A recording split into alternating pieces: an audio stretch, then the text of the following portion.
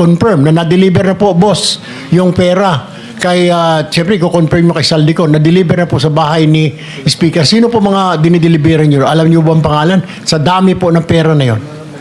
Sa pagkakaalam ko po, wala po kaming direct contact doon sa receiver kasi ang may direct lang contact doon, Your Honor, is si Paul or kaya si Mark. Si Paul o si Mark? Yes, Your Honor. Kasama ninyo, si Paul o si Mark, mag-deliver ng pera? Yes, Your Honor. Kay Speaker? Yes, Your Saan Honor. bahay po ito? Sa Doon sa 42 Forbes, Your Honor. 42 Forbes. Okay. Alright. Ilang beses po kayo mag-deliver doon sa 42 Forbes sa sinasabi ninyo? Bakit po nilaman na bahay po ni Speaker yun? Sino po nagsabi? Based doon po sa pa-deliver ng i-deliver sa bahay ni Speaker.